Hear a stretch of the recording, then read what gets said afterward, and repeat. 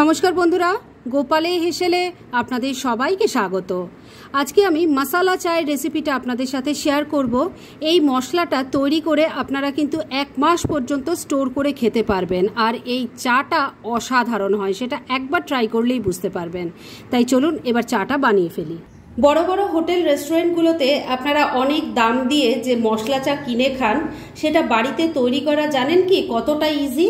যদি না জানেন তাহলে আমার আজকের এই রেসিপিটা অবশ্যই ভালো করে দেখুন, এবং এটা বাড়িতে তৈরি করে একবার যদি খান, কথা দিচ্ছি বাইরে থেকে আর বেশি দাম দিয়ে সেই মশলা চা কিনে খেতে হবে না। আর এই মশলা চা তৈরি করার জন্য প্রথমেই এর মশলাটা তৈরি করে নেব। সেজন্য আমি প্লেটের মধ্যে কিছু জিনিস সাজিয়ে রেখেছি। কি কি আছে সেটা আগে বলে দিই।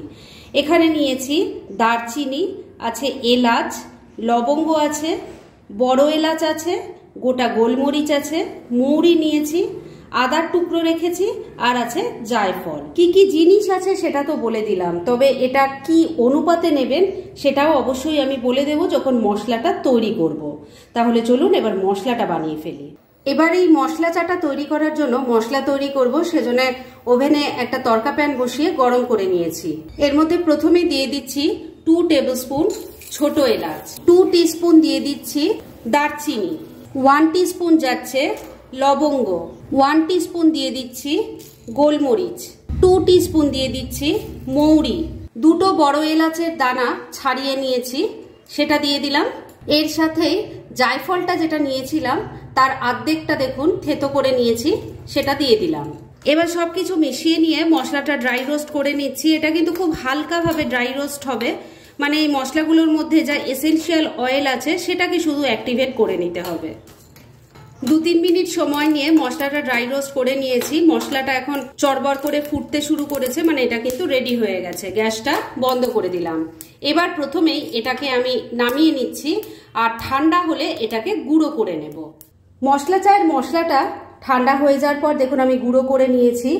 এই মশলাটা যেটা আমি তৈরি করেছি সেটা যদি আপনারা আরেকটু বেশি পরিমাণে তৈরি করে এয়ারটাইট কন্টেনারে রেখে দেন, তাহলে কিন্তু 1 মাস পর্যন্ত এটা ভালো থাকবে, এবং যখনই চা বানাবেন একটু করে এই মশলা চা দিলে পরে টেস্ট যা হবে আর এর যা গন্ধ বেরোবে, পাশের বাড়ির লোকও কিন্তু ছুটে আসবে চা খাওয়ার জন্য। যাই হোক, এই মশলাটা যখন তৈরি করবেন তখনই কিন্তু আপনারা বুঝতে পারবেন যে কত সুন্দর একটা স্মেল বেরোচ্ছে। যাই হোক, এই মশলাটাকে তো এবার আমি সাইডে রেখে দিচ্ছি। এবার চা কিভাবে তৈরি করছি, মানে এই মশলাটা কখন কতটুকু দিতে হবে সেটা কিন্তু অবশ্যই আমি বলে দেব। মশলা চায়ের জন্য মশলা তো তৈরি হয়ে গেছে, এবার চা তৈরি করব। সেজন্য একটা বাটির মধ্যে আমি জল দিয়ে দিলাম। আমি 2 কাপ পরিমাণ চা তৈরি করব, সেজন্য এই গ্লাসে 1 গ্লাস জল দিলাম। আর বন্ধুরা, আপনারা তো নিশ্চয়ই খেয়াল করেছেন যে আমি কিন্তু কোনো রকম আদার ব্যবহার করিনি যখন মশলা তৈরি করলাম। কেন করিনি সেটা বলে দিচ্ছি। যখন মশলা তৈরি করলাম তখনই আদা দিতে হয়, কিন্তু ওইখানে কাঁচা আদা দেয় না, ওইখানে দেয় ড্রাই জিঞ্জার পাউডার। কিন্তু আমার কাছে সেটা আপাতত এখন নেই, সেজন্য আমি সেটা ব্যবহার করিনি। তবে কখন ড্রাই জিঞ্জার পাউডার দেবেন সেটা আমি বলে দিচ্ছি, আপনাদের কাছে যদি থাকে আপনারা সেইভাবেই ইউজ করবেন।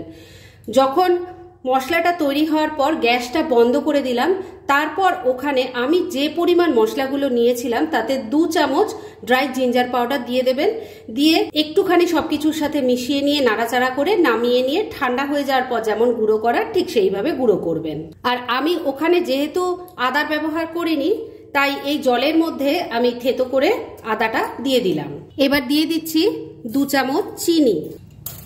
আপনারা কিন্তু নিজেদের টেস্ট অনুযায়ী চিনির ব্যবহার করবেন। একটু মিশিয়ে দিচ্ছি। এবার ফ্লেমটাকে মিডিয়ামে রেখে এই জলটা ফুটে ওঠা অবধি একটু অপেক্ষা করতে হবে। জলটা দেখুন খুব ভালো করে ফুটে গেছে। এবার এর মধ্যে আমি দিয়ে দিচ্ছি 1 চামচ চা পাতা। আপনারা রেগুলার যে চা পাতা ইউজ করেন সেটা দিলেই হবে। আর আপনারা কতটা স্ট্রং বা কতটা কিভাবে খেতে চান চা পাতাটা সেই অনুযায়ী দেবেন। ভালো করে মিশিয়ে নিলাম। এবার এই চা পাতা দেওয়ার পর আবারও একবার জলটা ফুটে ওঠা অবধি অপেক্ষা করতে হবে। চা পাতা দেওয়ার পর দেখুন জলটা আবারও ফুটে উঠেছে, আর জলের কালারটাও কিন্তু খুব সুন্দর হয়ে গেছে। এবার এর মধ্যে আমি দুধ দেব। আমি এই গ্লাসটা দিয়ে মেপেই 1 গ্লাস জল দিয়েছিলাম, তাই এই গ্লাসে দুধ দিয়ে দিলাম। আর এই দুধটা কিন্তু বন্ধুরা কাঁচা দুধ নয়, আগে আমি ফুটিয়ে রেখেছিলাম। দুধটা দিয়ে দিয়েছি। এবার আবারও মিডিয়াম ফ্লেমে এটাকে মিনিট 2 ভালো করে ফুটিয়ে নিচ্ছি। মিনিট দুয়েক সময় নিয়ে চাটাকে খুব ভালো করে ফুটিয়ে নিয়েছি। এবার তৈরি করে রাখা মশলাটা দিয়ে দেব। এটা কিন্তু 1/4 টিস্পুন দিলেই হবে, মানে 2 কাপ চায়ের জন্য এইটুকুই কিন্তু যথেষ্ট। তবে আপনারা যদি আরেকটু কড়া খেতে চান তাহলে এই মশলাটা আরেকটু বেশি দিয়ে দেবেন। দিয়ে দিলাম, ভালো করে মিশিয়ে নিচ্ছি। এই মশলাটা দেওয়ার পর আবারও যখন চাটা একবার ভালো করে ফুটে উঠবে তখনই বুঝবেন যে চা কিন্তু একবারে পরিবেশনের জন্য তৈরি হয়ে গেছে। তাহলে আমিও চাটাকে আরেকবার খুব ভালো করে ফুটিয়ে নিচ্ছি। চা দেখুন খুব ভালো করে ফুটে গেছে, গ্যাসটা বন্ধ করে দিলাম। এবার কিন্তু চা সার্ভ করার জন্য একদম তৈরি। তাহলে আমিও এটা সার্ভ করে আপনাদের দেখাচ্ছি। ফ্রেন্ডস, আমার আজকের এই মশলাদার চায়ের রেসিপি একদম রেডি হয়ে গেছে এবং আমি সার্ভ করে দিয়েছি। ভীষণ ইজি এই চাটা বানানো। যেভাবে যে প্রপোর্শনে যে জিনিসগুলো দিয়ে আমি তৈরি করেছি ঠিক সেইভাবে যদি তৈরি করেন খেতে অসাধারণ হবে। আর গন্ধটা যে কি ভালো বেরোবে সেটা একবার ট্রাই করুন না, তাহলেই বুঝতে পারবেন। তাই দেরি কেন করছেন? এই বর্ষাকালে চা খেতেও তো ভালো লাগে। বানিয়ে ফেলুন আজকেই। আর তারপর কেমন লাগলো সেটা প্লিজ কমেন্ট করে জানাবেন। এরকম ধরনের অনেক ভালো ভালো নিরামিষ রান্নার রেসিপি আপনারা গোপালের হেসেল সার্চ করলেই পেয়ে যাবেন, যার মধ্যে থেকে কিছু কিছু আমি সাজেস্টেড বক্সেও দিয়ে দেবো, সেখান থেকেও আপনারা দেখে নিতে পারেন। তাই গোপালের হেসেল অবশ্যই ভিজিট করুন। আর আপনারা কেমন ধরনের রেসিপি চাইছেন সেটাও কিন্তু আমাকে জানাতে পারেন। আমি চেষ্টা করব সেই সব রেসিপিগুলো আপনাদের সাথে শেয়ার করার।